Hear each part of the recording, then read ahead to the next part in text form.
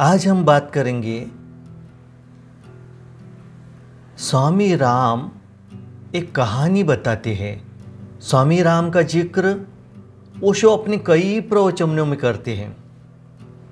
बहुत बड़े सन्यासी होकर गए। पिछली सदी में ही हुए रहस्यदर्शी स्वामी राम के जीवन की एक घटना का उल्लेख ओशो अपने प्रवचन में करते हैं। स्वामी राम जापान गए हुए थे और वहाँ किसी शहर में एक सड़क से गुजर रहे थे। उस सड़क पर एक महलनुमा मकान में भीषण आग लग गई थी। लोगों की बड़ी भीड़ वहाँ जमा थी और कोहराम मचा हुआ था। स्वामी राम पास जाकर देखने लगे। उन्होंने देखा कि मकान का मालिक अन्यमनस्क सा शून्य आंखें लिए खड़ा है और उसके कारिंदे मकान में आ जाकर वहाँ से कीमती सामान बचा कर ला रहे हैं। आभूषण, धन, जायदाद के दस्तावेज वगैरह। वे तब तक भीतर जाकर कीमती चीज़ें निकालते रहे जब तक कि मकान पूरी तरह से जलकर ध्वस्त नहीं हो गया। जब लगभग सारा कीमती सामान बाहर आ गया तो मालिक का ध्यान गया कि उनका इकलौता बेटा कहाँ है।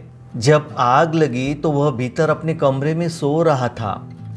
इधर उधर उसे खोजे जाने लगा, लेकिन पता चला कि कीमती सामान बचा कर लाने के चक्कर में बच्चे को उसके कमरे में उठा कर लाने का तो किसी को ख्याल ही नहीं रहा और अब बहुत देर हो चुकी थी, क्योंकि पूरा मकान ध्वस्त हो चुका था और उसके साथ बच्चा भी।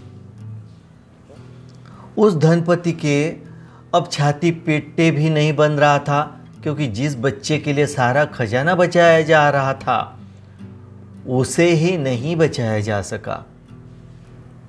स्वामी राम ने उस दिन अपनी डायरी में लिखा था कि यह हर मनुष्य की कहानी है।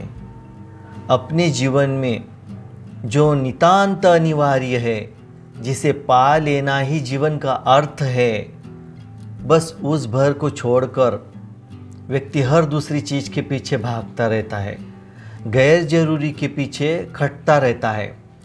अंत में पाता है ठगा गया। हालांकि यह ख्याल उसे कभी नहीं आता कि ठगा उसने खुद ही खुद को है। यह अधिकांश मनुष्यता की स्थिति है, लेकिन जो लोग यह मानते हो कि वे बृहत्तर मनुष्य से भिन्न हैं, क्योंकि स्वयं की खोज को अपना ध्येय बना लिया है, या कम से कम इतना ही समझते हो कि किसी स्वयं को जानने वाले द्वारा उस दिशा में चलने का आमंत्रण उन्होंने सुन लिया है, उन्हें तो बार बार रुक यह निरीक्षण कर ही लेना चाहिए कि वे क्या बचाने में लगे हैं, जायदाद या बच्चा। क्या बचाना है, बच्चा या जायदाद?